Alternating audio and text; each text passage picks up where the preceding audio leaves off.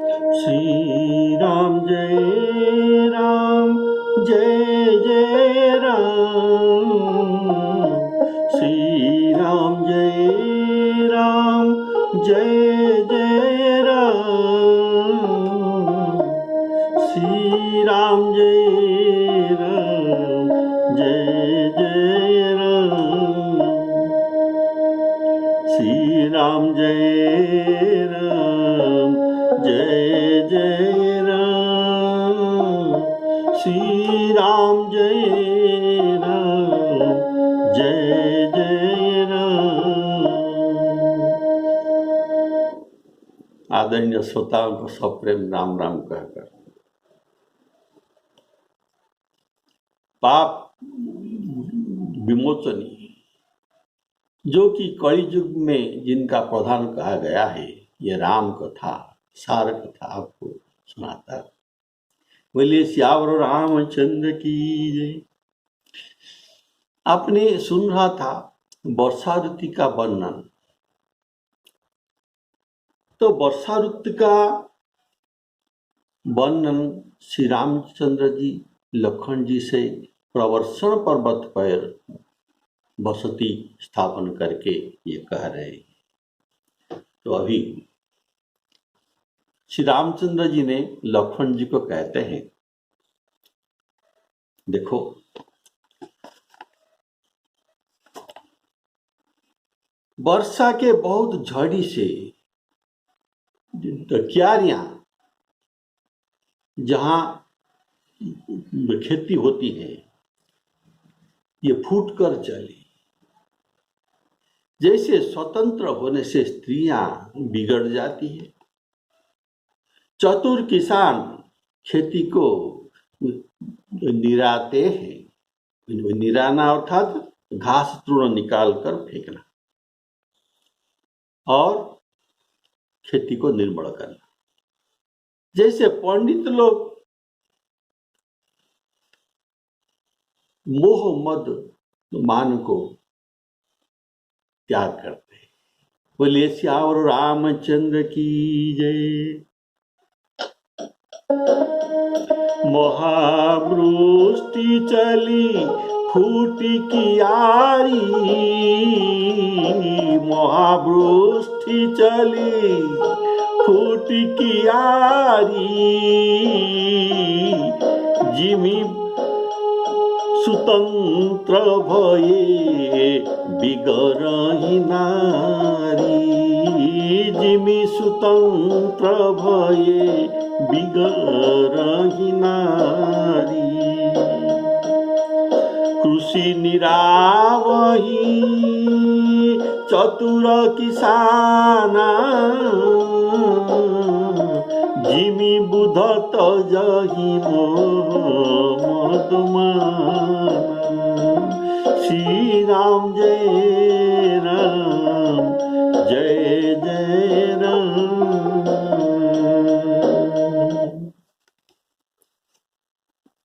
अर्थात इसका भाव है, तो महावृष्टि के कारण, अतिरिक्त वर्षा के कारण क्यारियों में पानी भर जाता है और क्यारी का बंध फूट जाता है।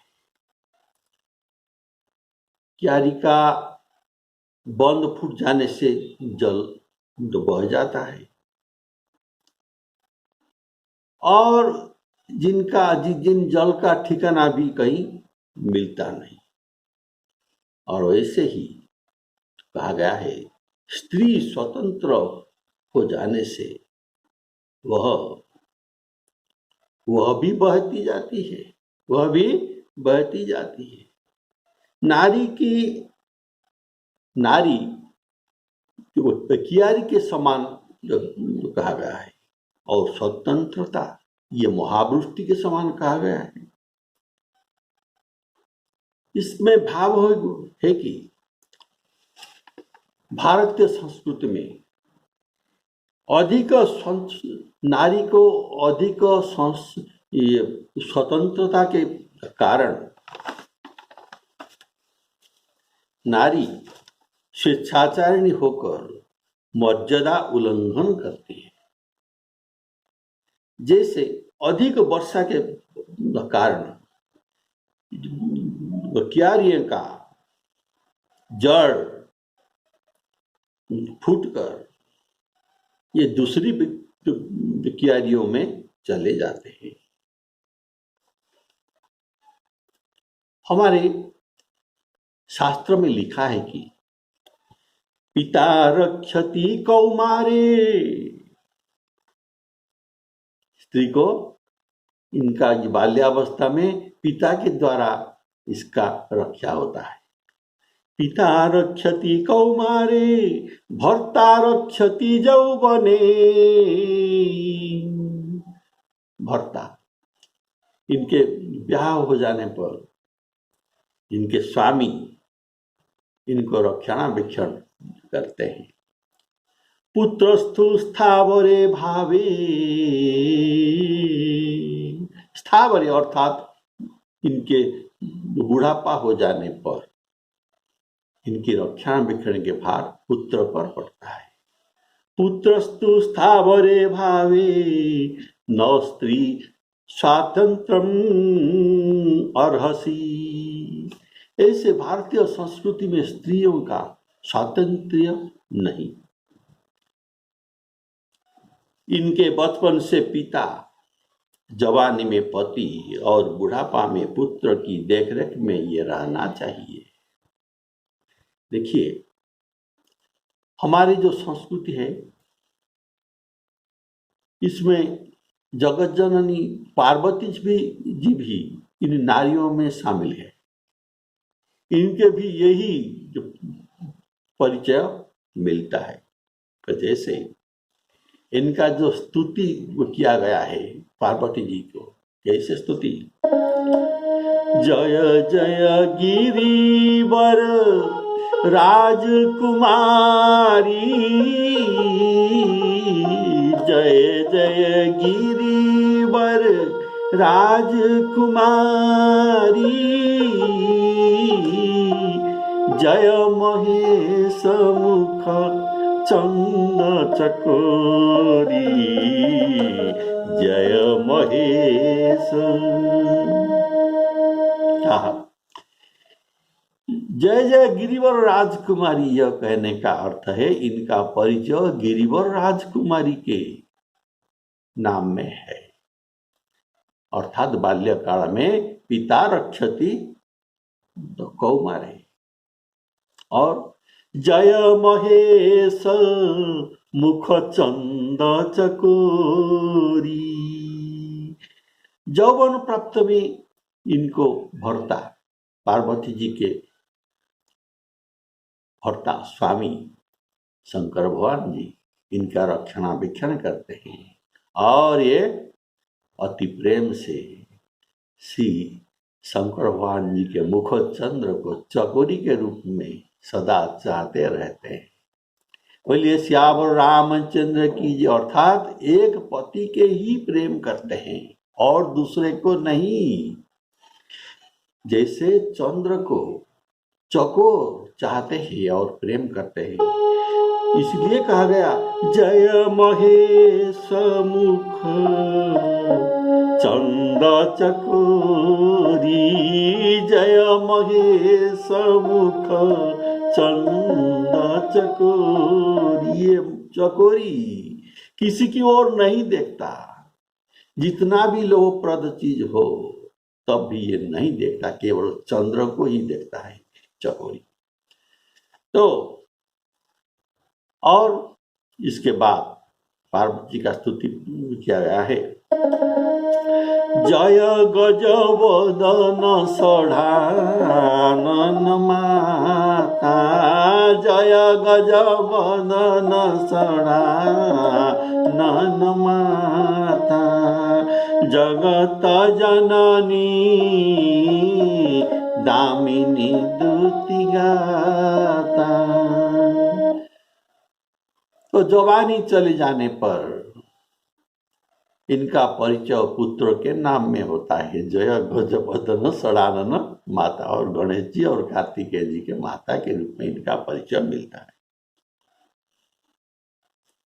तो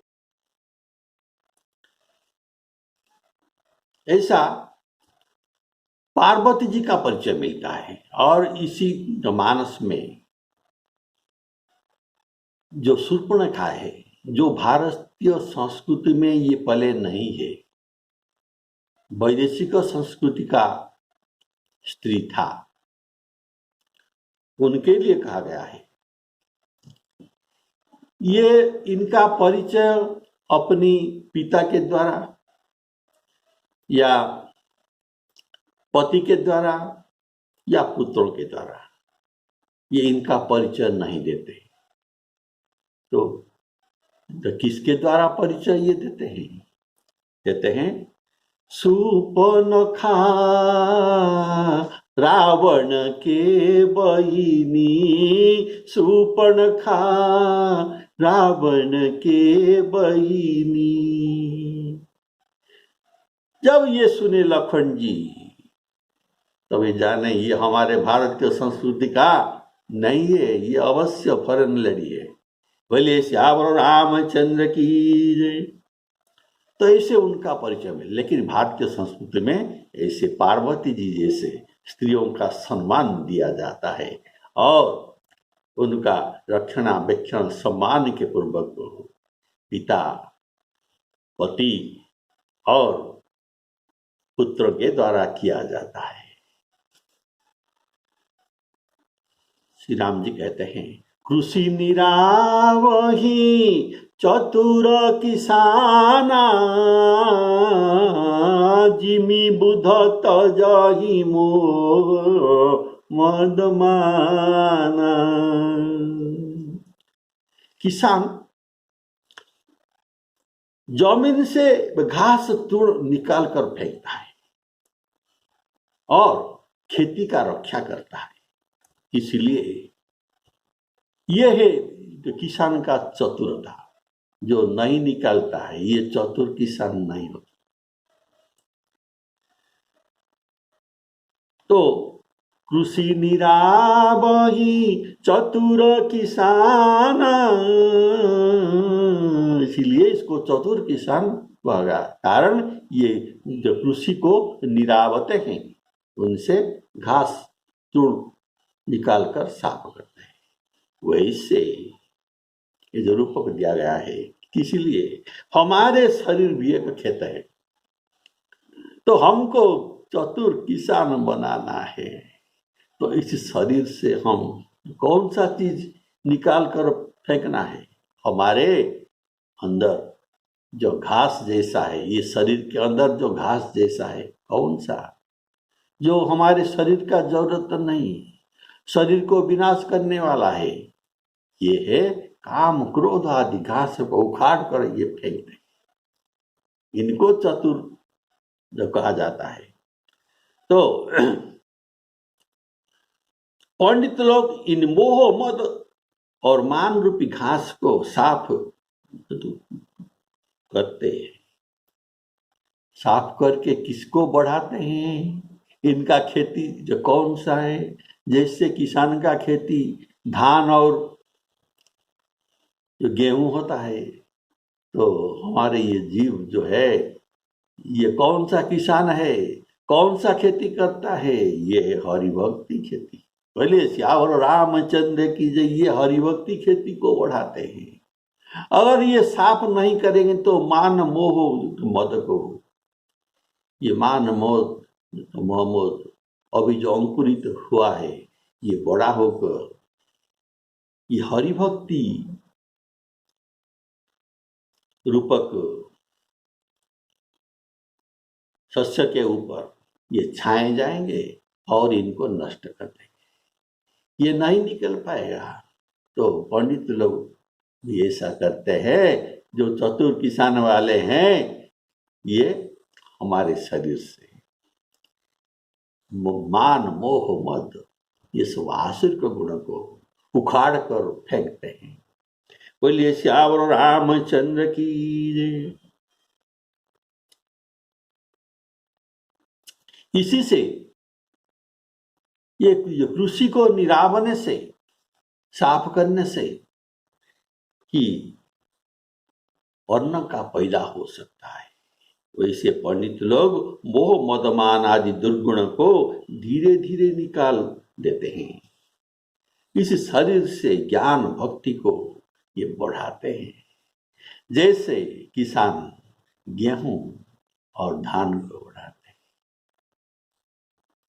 सियावर रामचंद्र की, श्री राम जी कहते हैं लक्ष्मण जी सुनो, चक्रवाक पक्षी अभी वर्षा ऋतु में दिखाई नहीं देता, इनके पता भी नहीं चलता ये कहाँ जाकर छिपे हैं, लेकिन इनके छिपना के बारे में और ऊसर जमीन में जो ऊसर भूमि होते हैं जिसमें खाद नहीं है, ये ऊंचाई भूमि है, अंदर में कुछ भी खाद नहीं है, केवल रेत है, तो ऊसर में भी वर्षा होता है और नीचा जमीन में भी वर्षा होता है। सब जगह वर्षा समान भाव में होता है।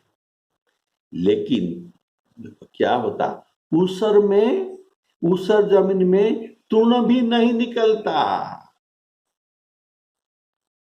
तो कैसे, सब तो जमीन है, तो ऊसर जमीन में कैसे तृण नहीं निकलता। जैसे भवन भक्त के हृदय में काम अंकुरित नहीं होता, काम उत्पन्न नहीं होता। देखियत चक्र बाक खग नाही, देखियत चक्र बाक खग नाही, ये भाग जाते हैं। कैसे, कली ही पाई जिमी धर्म पराही, जैसे कली युग को पाकर धर्म यहाँ नहीं रहते। और ऊसर बरसही तृण नहीं जामा,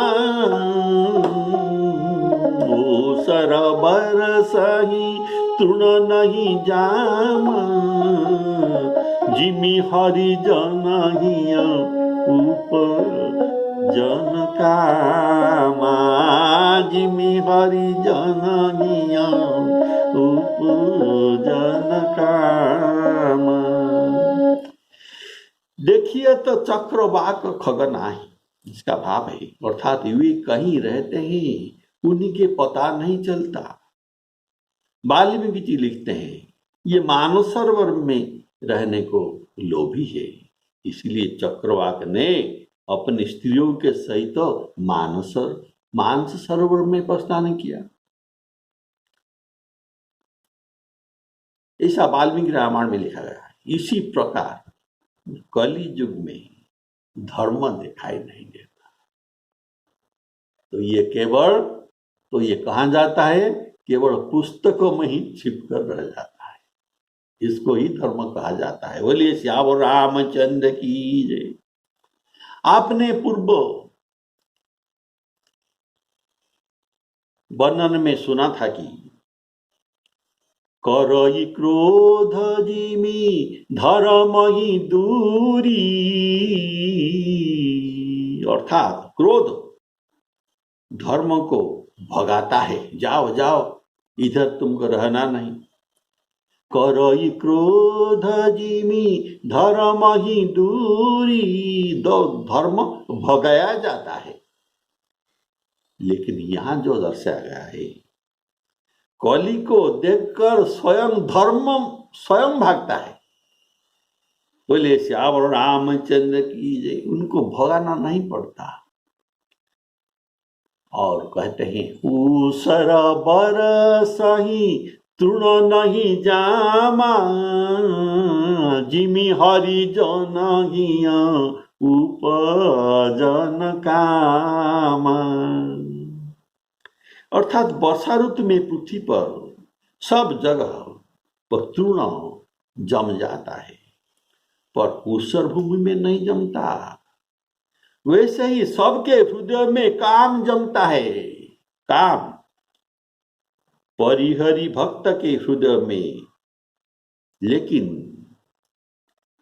हरिभक्त के हृदय में काम नहीं जमता। जैसे ऊसर जमीन में घास नहीं निकलते, कारण वो हरिभक्ति सदा हृदय में रहती है, उनके हृदय में। तो राम जी को ये हृदय में बसाते हैं और वही राम जी उनको रक्षा करते हैं, इसीलिए काम उनके हृदय में नहीं आता। राम जी सदा नहीं बैठते, ये धनुवाण धारण करके बैठते हैं, धनुवाण धारण करके बैठे हैं। राजीव नयन धरे धनु सायक, राजीव नयन धरे धनु सायक। राजीव नयन श्री रामचंद्र जी धनुषायक जो धरते हैं, ये उनके सुंदरता के लिए नहीं, तो किस लिए धरते हैं? भगत विपत्ति भंजन सुखदायक, भगत विपत्ति भंजन सुखदायक। भक्त के विपत्ति भंजन करने के लिए, उनको शत्रु से रक्षा करने के लिए, शत्रु को मारने के लिए ये धनु बाण धारण करके सदा जागृत रहते हैं। बोलिए श्याम रामचंद्र की जय। तो कौन सा शत्रु को मारने के लिए? तो काम क्रोध लोभ मोह आदि जो शत्रु है, जो राक्षस है, ये अगर आएंगे तो श्री राम जी उनको नहीं छोड़ेंगे। बोले श्याम रामचंद्र की जय। इसलिए वो नहीं आते। जाओगे क्यों? और हमको मरना भी नहीं, इसलिए हरिभक्तों के पास इनको दिखाई भी नहीं देता, इनके सीमा में भी नहीं पहुंचते हैं। इसका कारण है सीम की चापी, सीम की चापी, सीमा को कोई पार नहीं कर सकता। सीम की चापी सकई को उतासू, अरे बड़ रखवार रवा पति जासू, बड़ रखवार रमापति जासू। रमापति श्री रामचंद्र जिनके रक्षक है, उनके सीमा को कौन पहुंच सकता है? शिव की चापी सकई को दासु। तो बोलिए श्याम रामचंद्र की जय।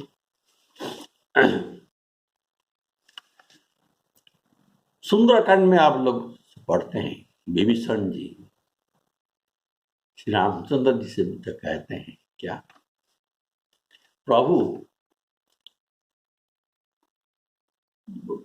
तब तक हृदय में खड़ बसते हैं, सभी के हृदय में खड़ बसते हैं, लेकिन तब तक अर्थात कब तक? जब तक आप धनुवाण धारण करके हृदय में नहीं बैठते हैं, तब तक ये रहते हैं। और जब आप आ जाते हैं धनुबाण धारण करके, और ये हृदय में नहीं रहते।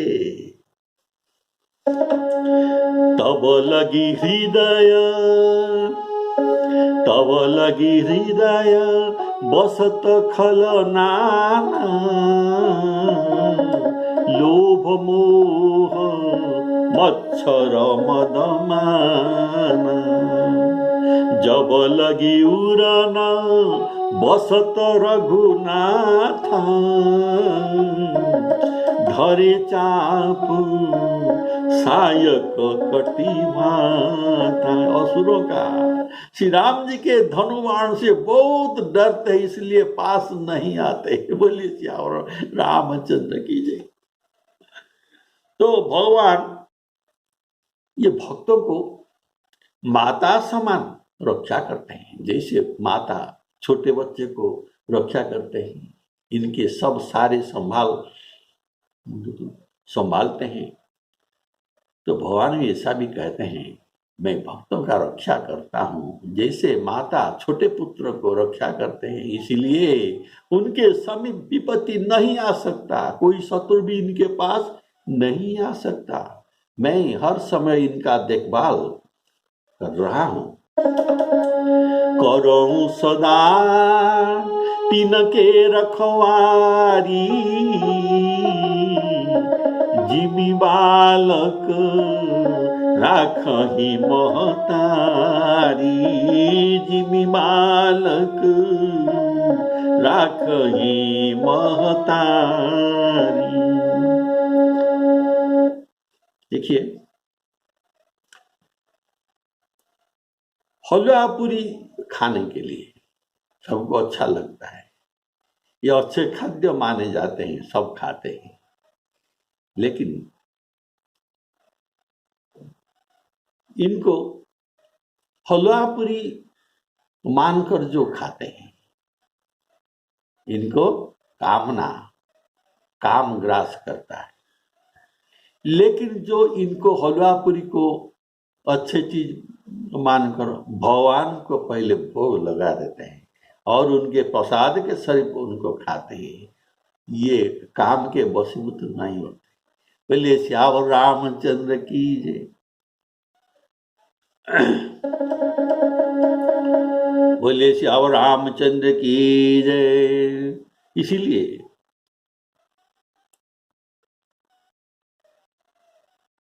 जब लंका में हनुमान जी देखते हैं क्या अशोक वन में सुंदर फल जले हुए हैं, तो ये कहते हैं प्रभु ये फल देखकर मुझे खाने को इच्छा करता है, अभी तक मुझे भूख नहीं था लेकिन अब भूख लग गया, ये सब आपको दर्शन हो गया, इसी से अब भूख हुआ। आपके दर्शन से पहले मैं कहीं भी विश्राम न किया था, तो अभी मुझे खाने को भी इच्छा हो रहा है, तो क्या करूं? सीता जी ने कहा सुनो, यहाँ बड़े बड़े निशाचर रहते हैं, अगर तुम खाना चाहते हो तो मैं तुमको तो जान लिया, तुम बुद्धिमान और बलवान हो, तुम यहाँ ये निशाचरों से तुम निपट सकते हो, लेकिन मैं तुमको सलाह देता हूं कि जो फल खाओ उससे उसको भगवान को अर्पण करके और खाते समय भगवान को स्मरण करके उसे खाओ, यही मेरे सलाह है। रघुपति चरणा हृदय धरी, रघुपति चरण हृदय धरी, तात मधुर फल खाऊं। तो ऐसे जो भगवान को समर्पण करके उनका सुंदर सुगंध को सुनकर उसे ग्रास करते हैं, इनके हृदय में रघुनाथ रहते हैं, यह ध्यान में रखिए। प्रभु प्रसाद सुचि सुभग सुबासा, लहई निरंतर जासु नासा। इनके हृदय में प्रभु के प्रसाद जो ग्रहण करता है, प्रभु प्रसाद पटभूषण धरहि, जो भी ग्रहण करता है, एक अलंकार, छोटा सा अलंकार हो या वस्त्र हो या खाद्य हो, जो कुछ ये व्यवहार करते हैं प्रभु को पहले समर्पण करके प्रसाद रूप में ये ग्रहण करते हैं। बोलिए श्यावर रामचंद्र की। और देखिए, जहाँ राम बसती है वहाँ काम कैसे जा सकता है? अगर जहाँ सूर्य होते तो अंधकार को आप जबरदस्त भेजेंगे तो ये वहाँ नहीं जा सकते, नहीं जाएंगे। तो इससे जहाँ काम बढ़ते हैं वहाँ नहीं, जहाँ राम बढ़ते हैं वहाँ काम को भेजने में ये नहीं जाता। गोस्वामी जी का ये दोहा सुनिए। जहाँ राम तहाँ काम नहीं, जहाँ राम तहाँ काम नहीं, जहाँ राम नहीं काम। तुलसी दोनों ना मिले, तुलसी दोनों ना मिले, दोनों मिलते नहीं। कौन? ना रवि रजनी एक ठाम, दिन और रात दोनों एक ही साथ नहीं मिलते। बोलिए श्यावर रामचंद्र की जय। हो अभी श्री रामचंद्र जी ने लखन जी को कहते हैं, देखो अनेक प्रकार के छोटे छोटे जीवों से भरी हुई ये पृथ्वी, ये वर्षा दिन में छोटे छोटे जीवों में पृथ्वी भर गया है और ये शोभा देता है। जीवों की बढ़ने से पृथ्वी का शोभा भी बढ़ता है। जैसे सुराज्य होने पर अच्छा राजा, अच्छा राजनीति, अच्छा राज्य शासन होने पर जैसे प्रजाएं बढ़ती है, वैसे वर्षा ऋतु में जीव उनके प्रजा ये सब बढ़ती है। बोलिए श्यावर रामचंद्र की जय। और वर्षा ऋतु में पथिक आना जाना नहीं करते, जो जहां रहे वहां रह जाता है, जो जहां ठहरा ये वहां रह जाता है। जहां तहां अनेक पथिक बटोही ये थक कर ठहर गए हैं। जैसे तो कैसे? जैसे ज्ञान उत्पन्न होने से इंद्रियां, हमारे इंद्रियां ये सब थक कर रह जाते हैं। बोलिए श्यावर रामचंद्र की, अर्थात ये शिथिल हो जाते हैं, इंद्रियों कंट्रोल हो जाते हैं। विविध जंतु संकुल महिरा भ्राजा, विभिन्न जंतुओं से मई सुशोभित हो रहा है। विविध जंतु संकुल मही भ्राजा, प्रजा बाढ़ पाई सुराजा, प्रजा बाढ़ पाई सुराजा। जहाँ तहाँ रहे पथिक थकी नाना, जिमी इंद्रिय गण उपजे ज्ञान। और कहते हैं, देखो आकाश को दिखाकर कहते हैं लखन जी, देखो आकाश में कितना बादल रहता है वर्षा ऋतु में, लेकिन जब प्रबल पवन आता है ना, ये मेघों को उड़ाकर कहीं लेकर फेंक देता है। बोलिए श्यावर रामचंद्र की जय।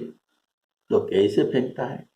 जैसे एक कुपुत्र कुल में जन्म होने पर कुल की मर्यादा को और कुल के धर्म को नष्ट कर देता है, और जैसे कुसंग पाकर, जैसे अंधकार, जैसे देखो दिन में कभी सूर्य दिखाई देता है, कभी नहीं भी दिखाई देता है, तो इसीलिए कभी घोर अंधकार भी हो जाता है और कभी सूर्य का प्रकट भी होता है। तो वैसे कुसंग पाकर कभी ज्ञान का उदय, ये सुसंग पाकर ज्ञान का उदय होता है, और ये कुसंग पाकर ज्ञान नष्ट हो जाता है, छिन्न भिन्न हो जाता है। बोलिए श्यावर रामचंद्र की जय। कबहू दिवस महु निबिड़तम, दिवस महु दिन में, कबहू दिवस महु निबिड़तम, कबहू का प्रगट पतंग, कबहू का प्रगट पतंग, पतंग था सूर्य सभी समय नहीं दिखाई देता। कबहू दिवस महु निबिड़तम, कबहू का प्रगट पतंग, बिनस उपजहि बिना सही ज्ञान जिमी पाई कुसंग सुसंग कुसंग कबहु प्रबल बह मारुत कबहु को मेघ बिलाही